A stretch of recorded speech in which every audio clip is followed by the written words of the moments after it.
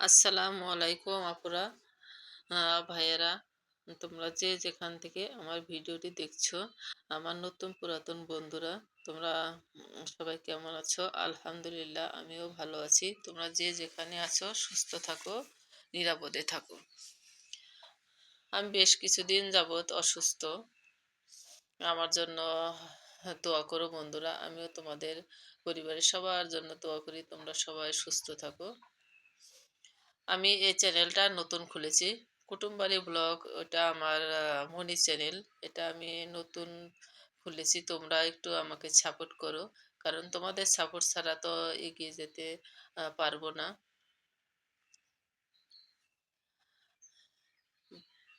তো হ্যাঁ, আমি তেমন একটা বেশ কিছুদিন আমি কুটুমবাড়ি ব্লগ চ্যানেলে ভিডিও দিব।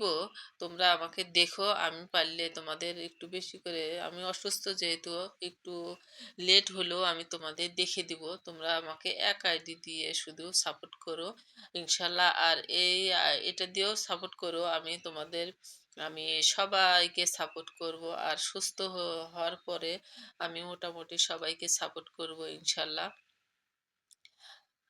আর আজকে আমি এই যে তেমন রেসিপি নিয়ে আসিনি আর কি, তোমাদের সাথে শেয়ার করার জন্যই আমি এসেছি। এটা আমি কলমি শাক, শুধু লবণ হলুদ কাঁচামরিচ পেঁয়াজ রসুন দিয়ে একটু লবণ দিয়ে আমি ভাপিয়ে রেখেছিলাম। এটা শুকনো মরিচ, পেঁয়াজ রসুন লাল লাল করে ভেজে আমি ফোড়ন দিলাম। এটাই তোমাদের সাথে শেয়ার করার জন্য আমার এই শাইলা সিক্রেট রেসিপি। এটা আমার নতুন চ্যানেল, তোমরা একটু সবাই একটু আমাকে সাপোর্ট করো।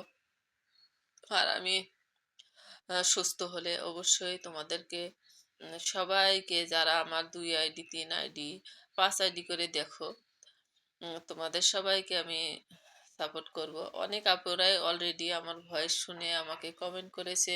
রেইনবো লাইফ তিশা আপু আমাকে কমেন্ট করেছিল যে আপু তুমি অসুস্থ কিনা।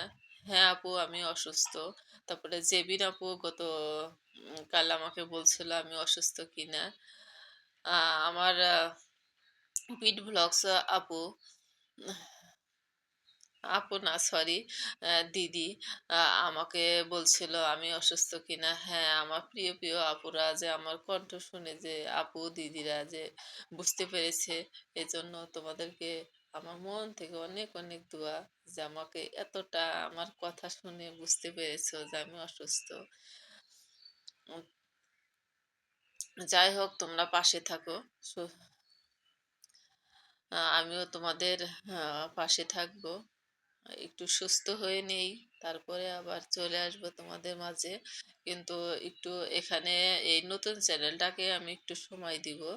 আর ওটা এমনি মাঝে মধ্যে আমি এমনি ভিডিও আপলোড করব, তোমরা এক আইডিতে দেখো। আর এখানেও দেখো, আমি তোমাদের অবশ্যই সাপোর্ট করব ইনশাল্লাহ আগের মতোই। একটু সুস্থ হয়ে নেই। তোমরা ভালো থাকো, সুস্থ থাকো, নিরাপদে থাকো, এই প্রত্যাশা করি। আজকের মতো বিদায় নিলাম। আল্লাহ হাফেজ।